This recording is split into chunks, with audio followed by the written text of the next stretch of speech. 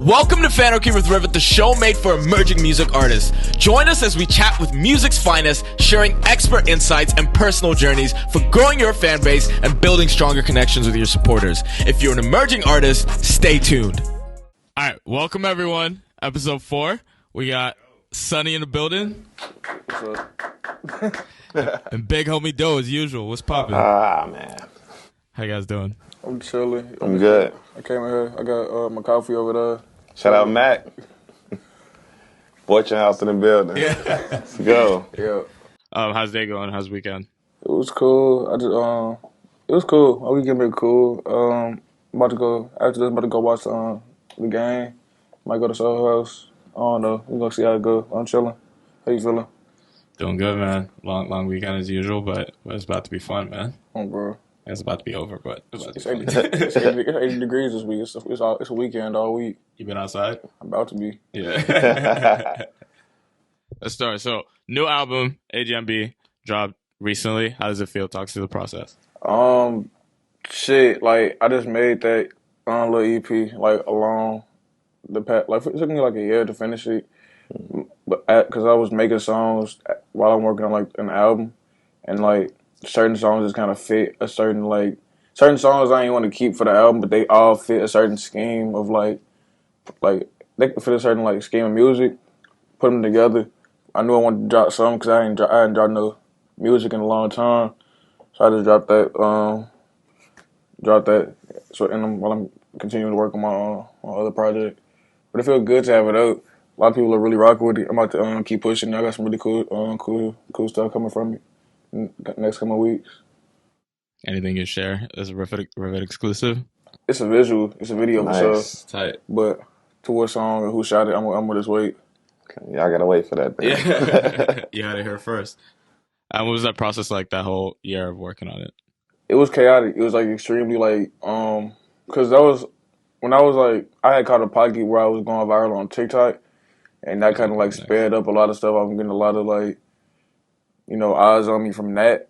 But then I had to make the conscious effort to pivot into serious artistry, because in the way the pocket where I went viral in it was all memes, and it had nothing to do with any of the music I had made prior to that pocket of virality.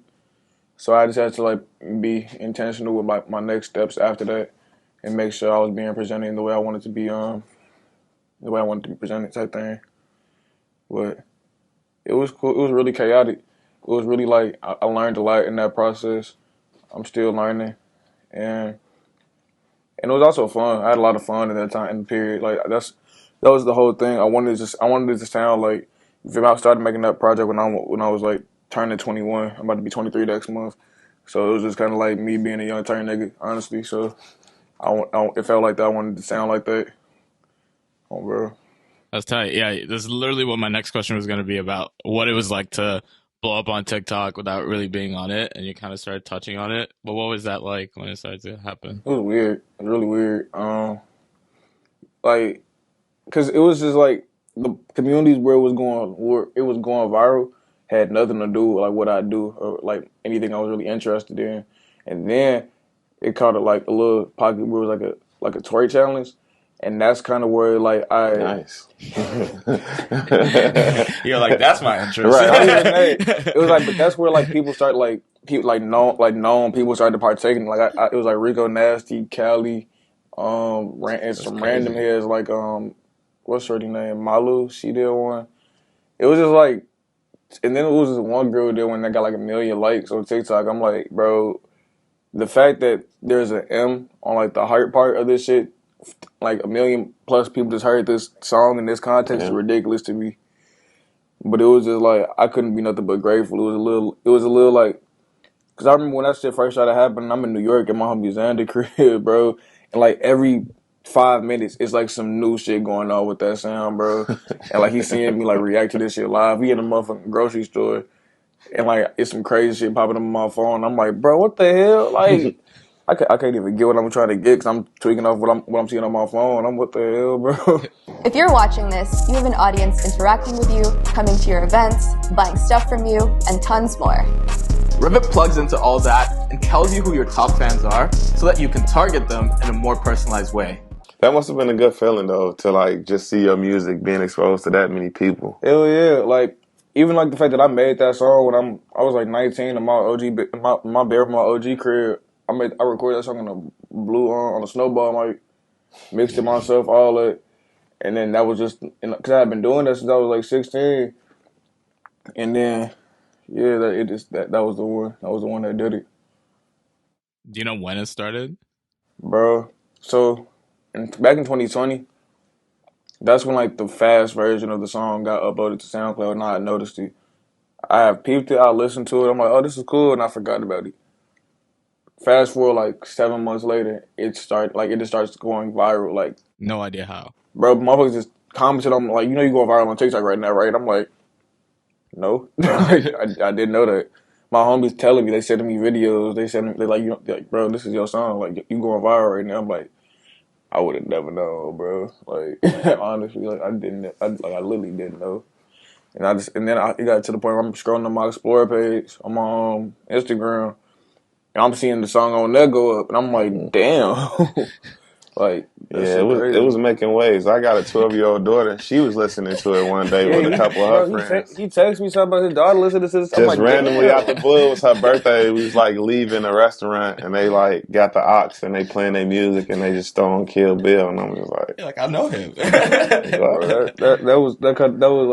kind of tweaked me out a little bit. I'm not gonna lie, but it was raw. Like that is like it is really raw. I'm really grateful that they like circulated like that and brought like attention to me in like a good way for like me to like, because I guess from there what happened next is up to me. So you know.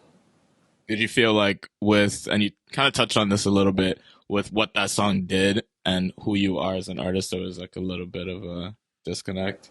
Not even. Like, it's not even a disconnect. I feel like the disconnect came like the sped up version specifically. Like with the original song, like it's like, you know, I made that song. It was like I was turned up. I was like, hey, I think I was mad, and then like when then someone sped it up, it put me in like this real weird niche of like kind of like hyper pop internet like meme music and stuff like that. And I'm not familiar with that realm of music or the internet at all, so I'm just kind of like, what is this? Like, I'm listening to songs, they like grouping the fast version of Kill Bill with. I'm like, no, I don't know. It's kind of crazy, but like, I feel like it also like it got a lot of people to go just fuck like peep my other music. Like the OG Kill Bill still got like a whole million on Spotify and all that kind of stuff. So like, and then I shot the video for it. The video went up. Like, I can't complain. I had nothing with it.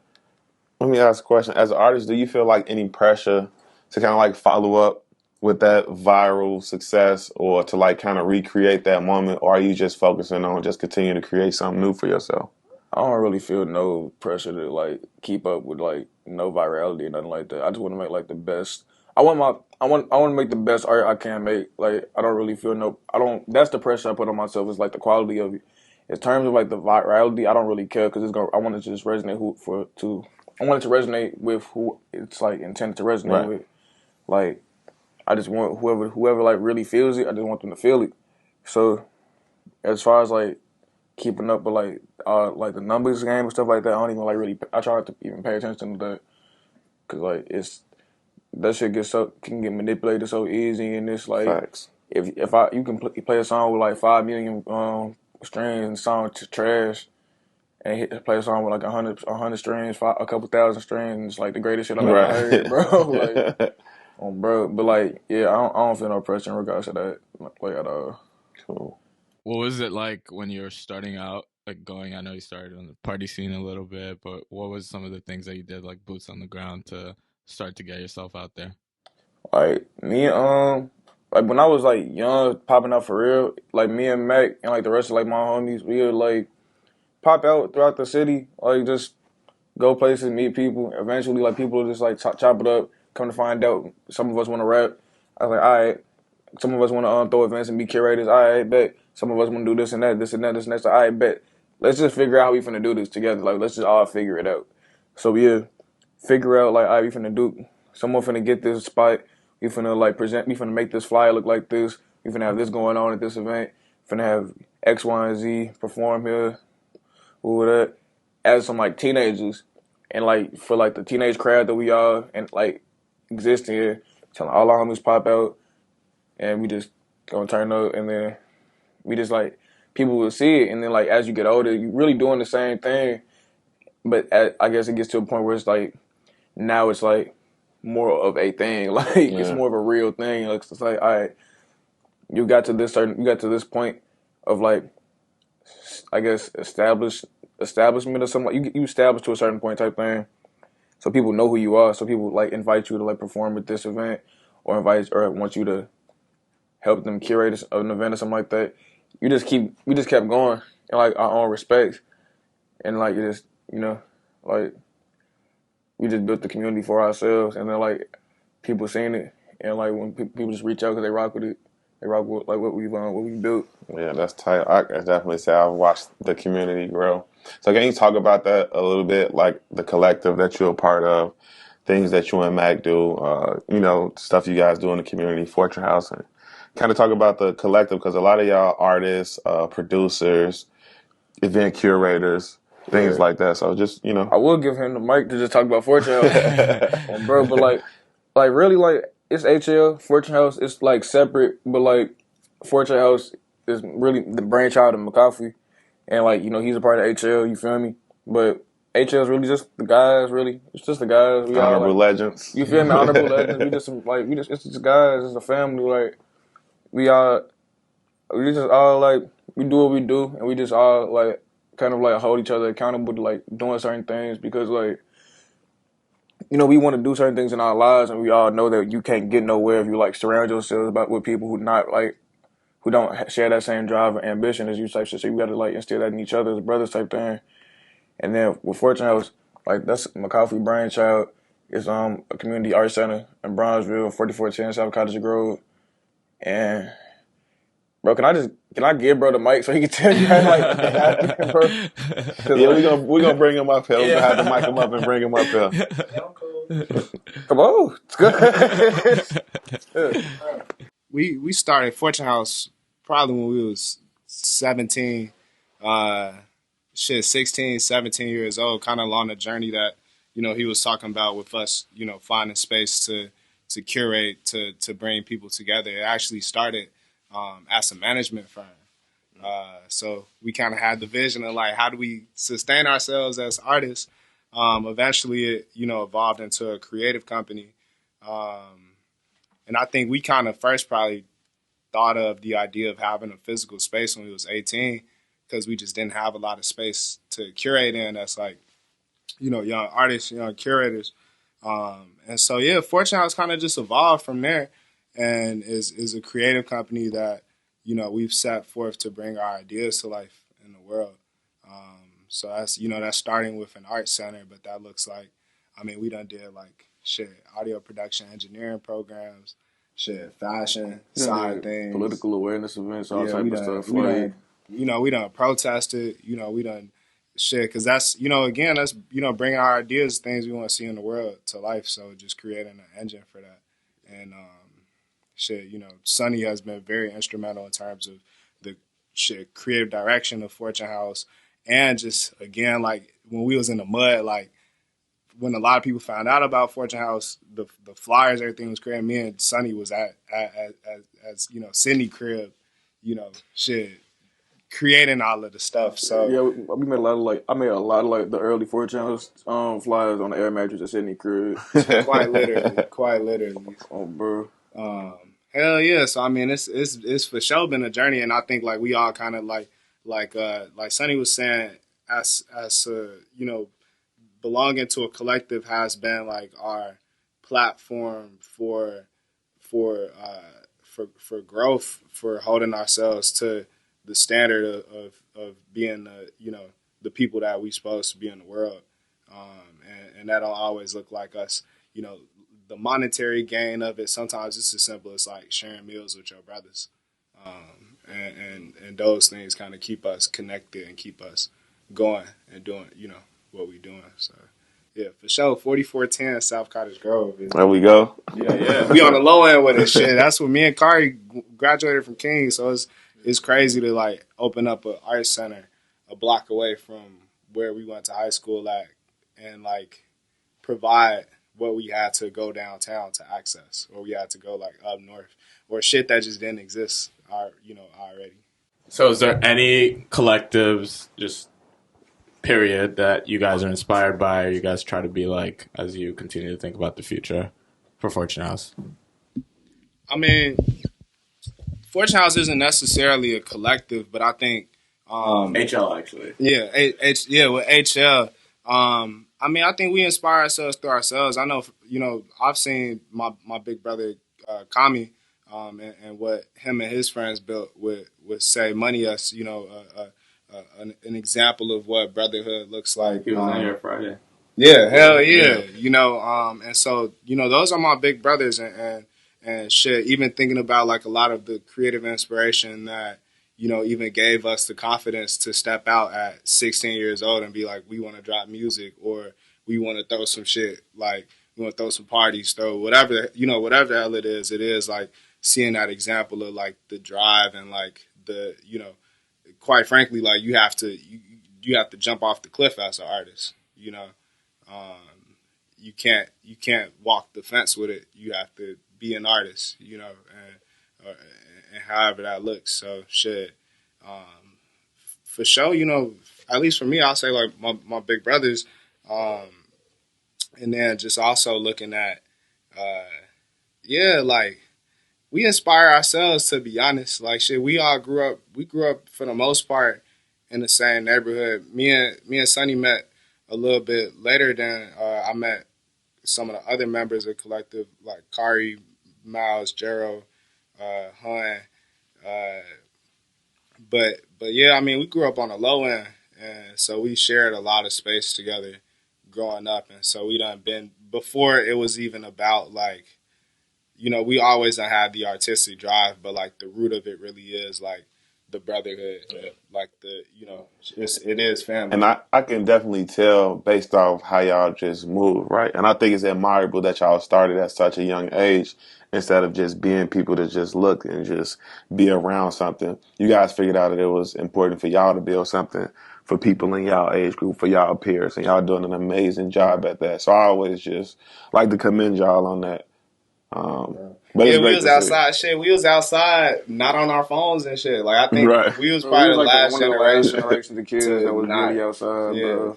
Like, cause we was in between. Like, cause by the time we would be on our phones, we was like not kids no more. Like we was like adults type shit, like or almost adults. So when we was kids, like young, early teenagers. Like I ain't had my first phone till I was, like 13. Yeah, like when I was 14, I was coming home off the street lights. Like I was, nowadays, it's not really like, for some shorties it's like that, but I think it's definitely different. At St. C, I walk to school, and then after school, me and Chris probably kick it, walk around, do whatever, like kick it outside until we decide we want to go inside, bro. Bro, yeah, like we was for sure like running around Grant Park, Wicker, all the places that everybody, run around. Yeah, hop on the train, take that mission, bro. and I think that's the thing about brotherhood. Like it done been times where, we was young and we probably collectively had $10 to our name and we still moving around. There's done been times where where we done moved around while we up. So it's like,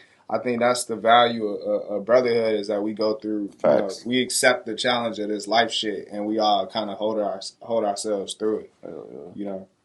With Rivet, you can put your fan engagement on autopilot, deepen your fan relationships, and take your sales all the way up. Join our exclusive beta today at rivet.app and take your community and creative business to the next level for free. Awesome. So as you've been going on, building your fan base out, I'm curious now what you've learned about people in your fan base, how you went about learning that, and what are the types of things that you're trying to know about your current fans. My fan base is like kind of like all over the place. Like I got a lot of fans that's into like, like street music and like drill and shit like that. I got a lot of fans that's into like, the alternative rap sphere, like like the quote unquote like, like the blog era rap kind of style, or like the new the new version of that. And then like I got fans who like really like just straight alternative music. Because back when I used to drop like earlier mixtapes, I would have like really alternative, like damn near like I don't want to say like it was like alternative music. Like literally, like, it wasn't like rap. It wasn't rap. Like, it was these songs I wasn't rapping on type shit. And like there was like really big fans of that. Like I don't have fans reach out to me, tell me like those kind of songs like save their life type shit. Like so like I feel like my fans is like a big portion of it just kind of like invested in like the progression of me as an individual because I put a lot of like my life into my music type thing, and like so like yeah I say that I say like a lot of my fans also like as far as like coming to shows, a lot of my fans like to turn up. Like they like to like they like to turn up. They like to mosh and shit like that. And yeah, They definitely have a lot of energy. I remember seeing a clip from what was that, your headlining show? Was that back in February of this year? And that was crazy. It was a crazy atmosphere. Like, bro, like my headline show is probably that was probably one of my more tame shows. Honestly, like, it was cool. Because they knew the cameras was on them. They was like, let's be calm. But here's the thing: that show wasn't like my most turned, but it was so much love in there, bro. Like, cause that was my first time like throwing my own show, and it was like I put my homie KT and my boy Vince on Vince Ash on the lineup, and then I had all the guys from HL. They popped out, did a song. And then Preem DJing for sure. I had Mac. Shout out to Preem, man. That's my boy, bro. Shout out my boy Preem. I had Mac doing the Fortune House table. And I just had like that atmosphere. I just did my hair. I just performed. I performed a bunch of unreleased songs. I had all my friends, some of my family in there. And that was probably like the most love I felt at a show because it was like people I actually knew. It wasn't just a bunch of fans. You feel me? Yeah. Like it was like I've never done a headliner show. People I really know, really supporting, buying tickets, sold it out. So it was like that's probably one of my favorite memories from the show. Just got off the love type thing, and then like when it comes, I did Reggie's, Reggie's in Midwest earlier this year, and that shit was turned to hell. That was like they had like shout out on Midwest. His fans like they die hard, like they go stupid. Like they don't care what's going on. They just there to turn up, jump around, and damn to hurt somebody. Oh, I ain't gonna lie. And then Jaleel fans too. I did Jaleel last year. Oh, sick. That shit was ridiculous. Where here? Yeah, we was at Schuber's, and Pete. That was my first time going to Schuber's. Oh shit! Bro, for the Jaleel That's crazy. show. I've only heard of Schubert doing like calmer shows type thing. So when I'm seeing motherfuckers tell me about the Jaleel show, I'm like, I don't know how this finna go, but we in this bitch, bro. Like, we in this bitch. We gonna see. And we turned it up. We sent it up, and yeah, it was like. That's fire. I don't know if Super's rocking with me right now, though. I don't know if Super's rocking with me right now, though. But that show was fun to see. That's definitely like a core memory. It was like two Spider-Man, like two niggas dressed up as Spider-Man in the crowd, and they started like. I brought them on. Bro, I brought them on stage because they was just like, I'm like, why is Black Suit Spider-Man a regular Spider-Man, bro? And I'm just like, what? I'm on the stage like, make some noise for y'all from the neighborhood Spider-Man, man. They all that shit was fun as hell, bro. That was like, that's another thing. I'll be trying to make core memories out of all my shows, bro. Like, make sure like people actually like this. We gonna do something. You gonna remember it. Like you gonna remember. It's gonna be an experience. You gonna have fun, and it's gonna be that. Yeah. That's tight. So we got first question of trivia. So we got a few. How many Spotify streams on 13? Options. A, 1.9 million. B, 1.7 million. Or C, 1.5 million. See, like I was gonna just say like a meal or something. See, you're doing better than you thought. Right. Isn't like 1.7? Correct, bro. Oh, yeah, you're like the okay. first person to get. Yeah, out of all I guess, you the first person that got a trivia question right. I'm come think like I would have knew if it was almost at 2 million. I would have said something about it. But bro, hey, what's the next one? That's tight. Now we go back to questions. So currently, as you think about growing your fan base, like what are some of the things that you're doing that you didn't do before? Like now, I'm just like I used to always think I was really like intuitive, like my process of like creating. But like as I've learned so much over the past couple years, I locked in so much in regards to even how I don't like even how I just present myself in my day to day. Like I don't even like even like how I interact with just people in general. Like and this get deep. Like let's go there. Like this go back to like my granny always telling me always like lead with love. Like even off that I don't like people, bro. I like cool people, but I don't I'm not a people's person. I'm real antisocial. But I always try to like lead with love. Like if I meet somebody, I'm always trying to like I'm not gonna be a dickhead. You feel me? I'm just like, hey, we cool. Like I'm cool until we not cool. Like unless you give me a reason like not to be cool, I'm cool. And then off that, with my fans, I'm always trying to like interact positively. I'm always trying to lead with love. I'm always trying to show them love back as like they showing me type shit. So like I remember like 2 years ago, I had some extra little bread, and someone just put it in my ear to do like a giveaway. And I'm like, bro, I mean, for this little, I'm like $500. I'm like, bro, I'm either finna like fuck this bread off with some clothes or something, or some food, whatever I do with it, or I'm gonna just like put it in my pocket. I'm gonna just give it away, bro. Damn. So I gave like five of my supporters $100, and I called it like the HGSB. Here goes some bread grant. Because like. And I just made like a little group. That's fire. That's the title of this episode. Here goes some bread. For real, bro. That's a podcast title. Yep. Here goes some game. Here goes some bread. Bro, I made like a Google form. I'm like, yo, just what is your artistic medium? Where you from? How old are you? And what you finna use the bread for? So a little $100. And like I got like 50 submissions.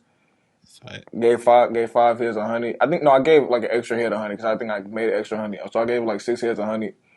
And then that felt really good to me because I'm like, bro, even though like shit, like back to what my granny was telling me, I was like, I just put that out. I just put that out in the world. I ain't have to do that. Nobody made me do that. I'm just like, I just felt like doing it. Bro, I just literally just decided one day I'm gonna just do this. That's what I said. I'm gonna just do that. And then like present day, like I want to run that back but I want to run it back in a different kind of way. And then I just like being consistent with my output because my fans, they want music from me type thing. They want to see what I'm gonna do. Like they always telling me in my DMs whenever I see somebody, they always want to know what I'm gonna do next type thing. So like off that, like I just be trying to make sure like I'm consistent with them, and I be trying to make sure I'm not giving them no lackluster anything. Like That's important. Yeah, I be trying to make sure I'm on top of that because like. You feel me? I feel like they deserve it. So, and then I'm trying to, with my next project, like this album, I'm trying to like, not trying to, like, I did with like the headline of the show, like I made my first batch of merch, sold it out, and then with everything I do, whenever I give something to my fans, I want to make sure it's like the best quality it can be. And like, yeah, because it represents you. Yeah, so I'm gonna just leave it there. Yeah, no, that's cool, and that's like a really nice thing that you did for your fans. Yeah, it is. On the flip side, I'm curious, like, what's the nicest thing one of your fans has done for you? So you remember back when like the iTunes store was still running, bro? It was just like this probably isn't the nicest thing my fan has done for me, but I just remember it. Like Lily popped out, bro. Like came here from Alaska, bro.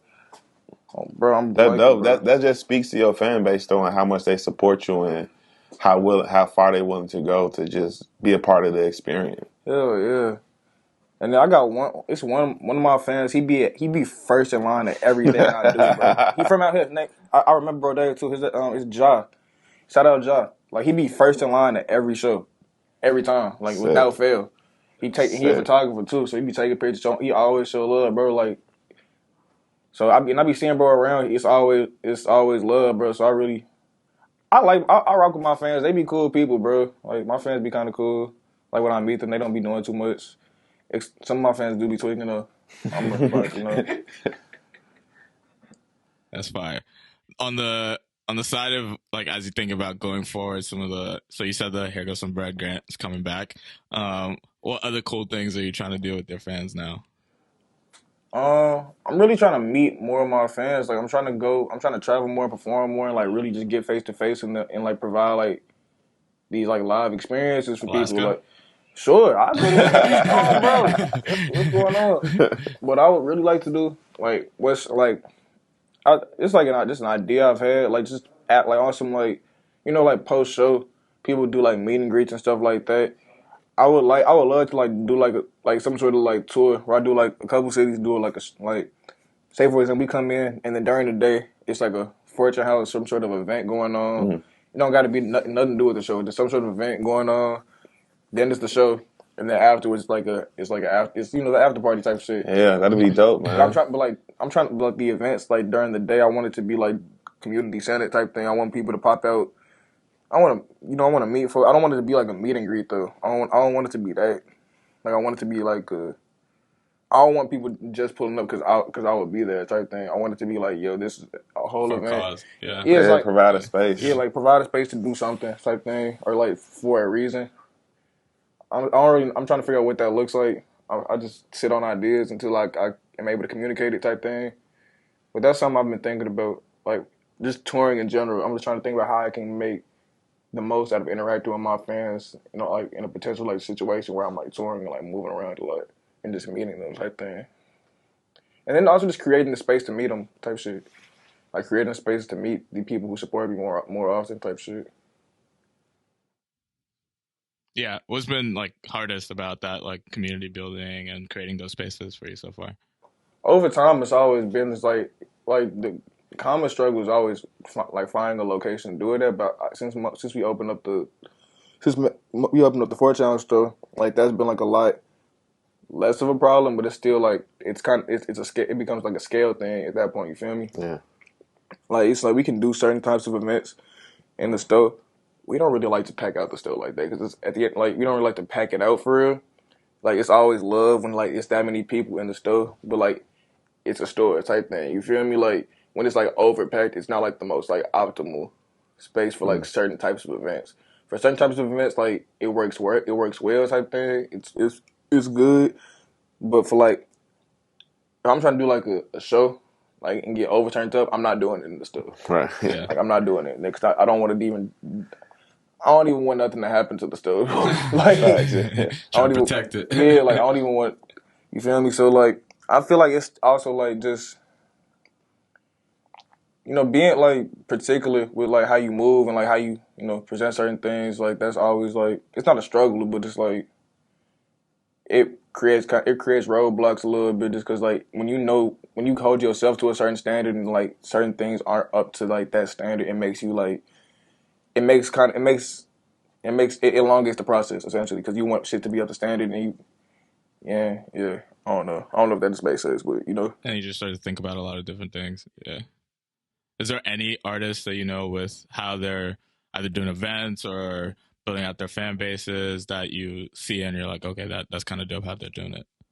I'm gonna shout out my boy D2X.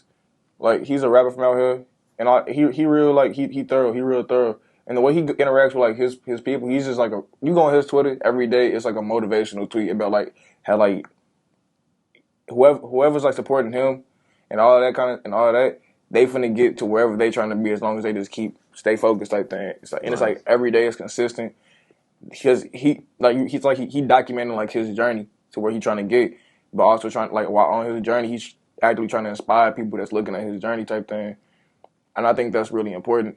So. I'm gonna say, bro, like I really rock out. Bro, that is a unique approach to kind of like inspire the people that's supporting you outside of your art form or outside of how they already engaging with you. Bro, he don't be on social media like that. He drop his music, he give his inspiration, and go about his life type thing. Like, and I rock with that. Like I really do rock with that, cause like, bro, he don't never got nothing bad to say about nobody. He don't never be in nobody's business. It's never no goofy shit. It's always just. Put your head down, do the work, and you gonna achieve what you trying to achieve, and that's it. bro, like I go to like I be chopping it up with bro all the time. Like bro, like I can go to his page right now and probably get inspired to do something like right now. That's dope. Bro. I like it. All right, second trivia question. When did you release the video for Kill Bill? A, June 2021, B, March 2021, or C, August 2021? It had to be August, didn't it? Or was it June? Wrong. No, you're wrong. It's June. Yeah, you can't just switch it. Yeah. I can't give you that. I knew, I'm like, what? I'm like, there's no way it was that early in 2021. Why? Because like the song didn't even start blowing up until like March, April type thing. Cause before then, I wasn't even thinking about doing. Well, I wasn't even thinking about doing a video because me and Mac Hikey, we shot a video for Kill Bill already, and it was just not good. So we just didn't put it out. Yeah. Quality control. Yeah, it just wasn't good, bro. Like I think I had some nunchucks as my homie.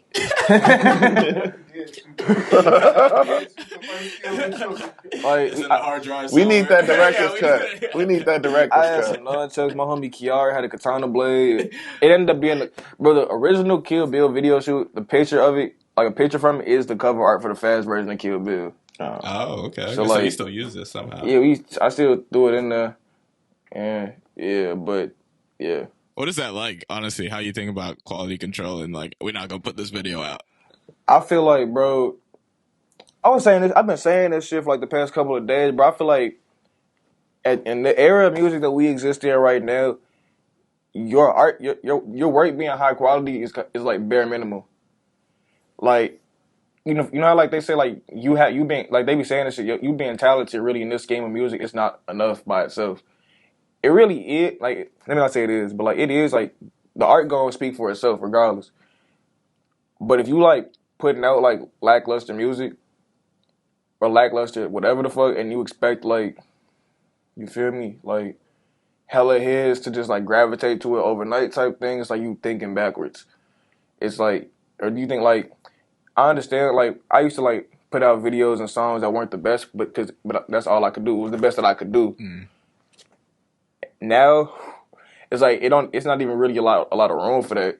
Like if it's the best you can do and it's not like people don't classify it as like objectively good, and that don't even really exist. That's not a thing. But you feel me? Like there's like I don't know, but your shit being like quality is like bare minimum. So that's how I think about it. Like it has to be good. Like it can't be like.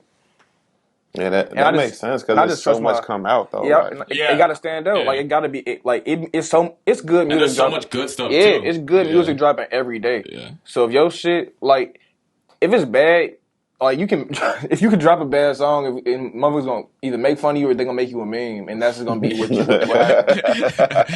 And if that's what you want, blow up through that. You feel me? If that's what you want, that's what you want. But if you trying to like sustain your career off this shit, your shit has to be good. It gotta be, and you gotta trust your own taste. A lot of folks don't trust their own taste and trust their own instincts. They want to do what somebody else doing because they see somebody going up off that. You got to trust your own taste and your own instinct and like do what's uniquely you. Because like it's easy to spot out when somebody's just doing it because they see somebody else doing it, or they doing something because they got it from somebody else, or like it's not unique. It's not you. You feel me? Yeah.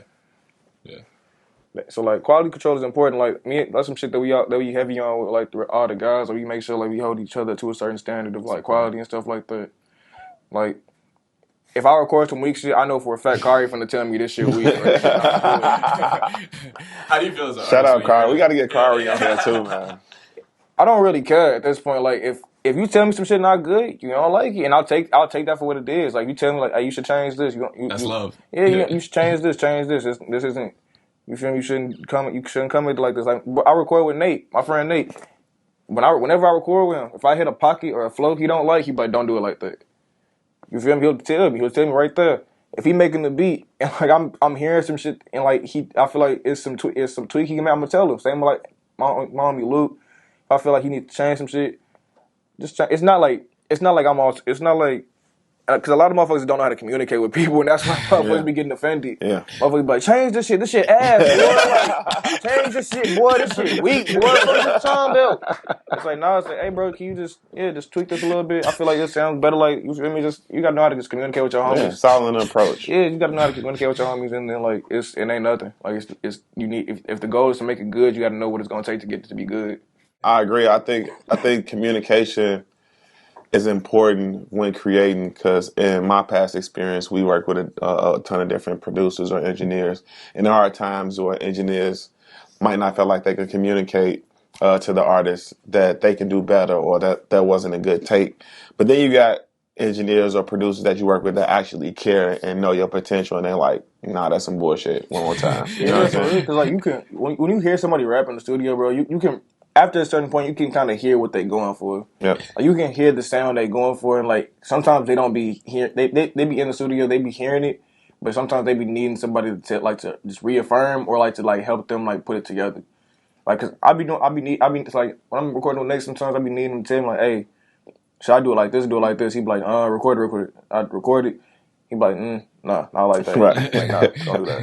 And it's like, I bet. And then the song come out better. Like I record. That's how we did Backwards in House Shoes. It was like 4:00 in the morning at the studio, bro. I'm freestyling. Like I'm just freestyling shit. I'm just going off the top. And then every time I went on like a however many bar run. I freestyled the hook, started freestyling the verse, and it was the part where like the beat breakdown. And I wasn't really sure how to approach it, so I tried a couple little different things. He's just like, nah, not like that. Yep, do it like that. Yep, that was hard. Yep. Not like that, but yep, right there. And then keep going. Yeah, that's fire. So with building out your fan base with the internet, what do you think is the best thing about the internet for building out a fan base as an artist? But then also, what's the scariest for you?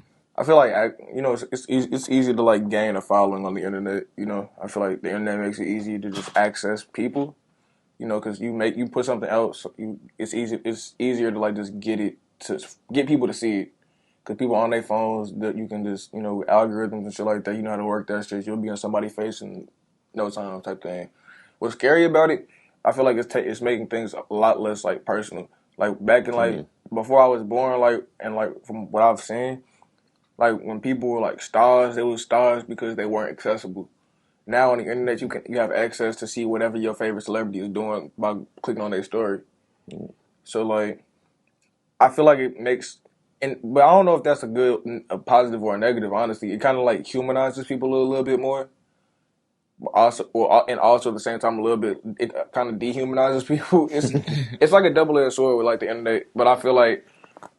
It's a really cool marketing tool, but I also feel like guerrilla marketing is like getting outside, being outside in people's faces is like still like the most important part about gaining your fan base. Do you remember any like guerrilla marketing from your early days that is just some stuff that you're like, wow, we did that? We would be outside in the snow, in the freezing cold, doing photo shoots, and like for whatever we were trying to promote or whatever, we was like literally in the freezing cold.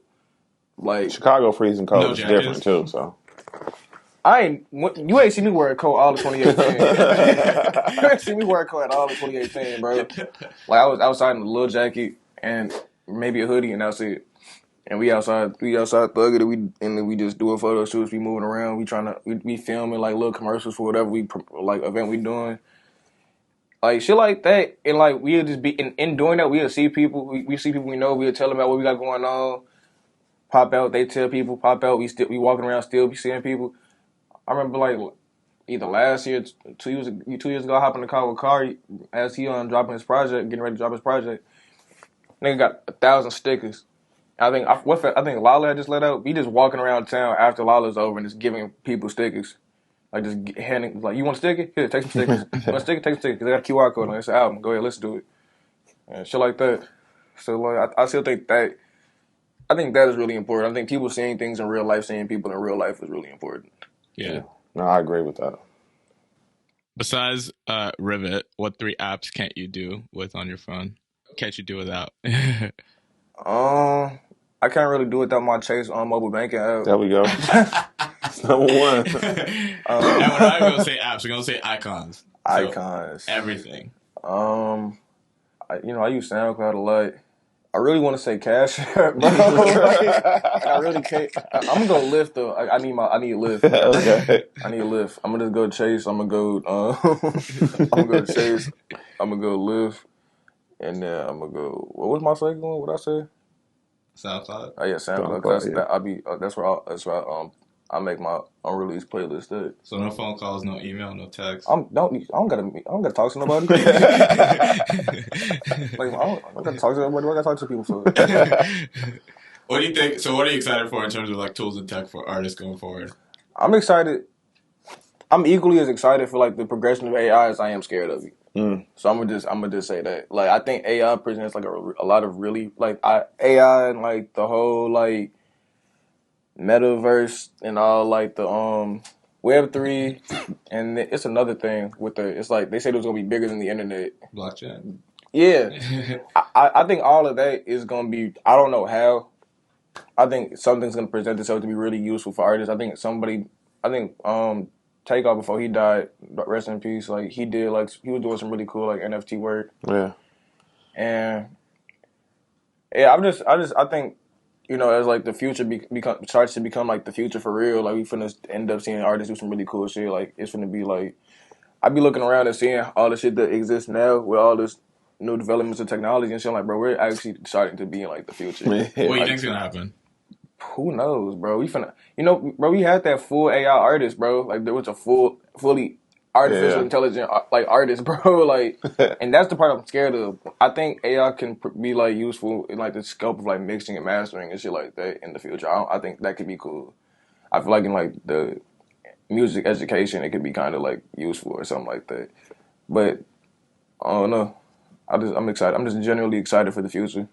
Who you want in an AI feature? Don't give me no AI feature. No AI features for Sonny. I'm not finna disrespect nobody like that, bro. if somebody bro, if somebody drop an AI feature of me after I check out, bro, please beat their ass. Like, yeah. So what 4 words would your community not describe you as? Not describe me as? Yeah. You know, they wouldn't. That's crazy. Hold on, that's like a crazy way to frame that question. All right, but they wouldn't say that they wouldn't say I'm weak. There we go. That's one. They wouldn't say I'm weak. They wouldn't say. I would like to think motherfuckers not saying I'm a bitch. Like. That's very important. That's number 1. Like, I don't really give a fuck, but it's like, damn, motherfuckers. I would just hope motherfuckers just like generally like respecting my name. I don't think people would say I'm a dumbass, like, and I don't think people would say I'm negligent in like my work. I think people know I pay like really close attention to detail when it comes to like my work and like my art. So I'm gonna just leave it there because like, yeah. Yeah, no, I like that. So last trivia question. All right, let's see if you can go 2 for 3. What's the first Insta post on your page right now about? It might not be the first in history, but it's number 1 right now. A, Backwoods and House Shoes promo video. B, a birthday post. Or C, a news article on Chicago Reader. You know what's so crazy? It's actually none of those 3. You just changed it tonight? I changed it like 2 days ago because You just changed it. I changed like 2. You got me. But like now I We were had supposed to shoot this last week. because at first it was the birthday post. Yeah, you're right. Yeah, it was the birthday, but I changed it because I was going back in my archives and looking at things, and I had this picture from when I was a kid of me and my homie Corshawn, who passed away. Rest in peace, Corshawn. And like I just saw it and it brought back some memories, so I just unarchived it type thing. It just made me think about some shit. And I just unarchived it just to have it there to like remind me of like what drives me to do certain things. Because that was my first homie I ever talked about pursuing music with when I was like 6 years old, bro. Some like just childhood dream shit. And unfortunately, he got killed by the police when I was 17. But I just yeah. Yeah, you was prepared for me. Yeah. Yeah, I didn't expect you to ask that. I didn't expect it to go there, but thanks for sharing that. That's awesome. So I got one last question for you. What 3 artists should come and do this podcast? You should bring Kari up here, bro. You should bring my boy Kari up here. You should bring I think who got some interesting shit to talk about. You really should. I think you should bring my homie Drew up here. Actually, Drew is a boss. He's a very raw rapper producer, and he's been really going crazy with like 3D animation, and like he's also really raw, like just illustrator. He can draw his ass off. His ass is very raw. I feel like he's been talking about a lot of cool shit with me recently. And then I feel like you should damn near give Mac his own episode. Let's go. Sounds like it's coming. Oh, bro. Awesome. So that's a wrap for episode 4. Sonny in the cut. Big homie Doe. Yes, sir. We out. Oh, bro. Oh. If you're watching this, you have an audience interacting with you, coming to your events, buying stuff from you, and tons more. Rivet plugs into all that and tells you who your top fans are so that you can target them in a more personalized way. With Rivet, you can put your fan engagement on autopilot, deepen your fan relationships, and take your sales all the way up. Join our exclusive beta today at rivet.app and take your community and creative business to the next level for free.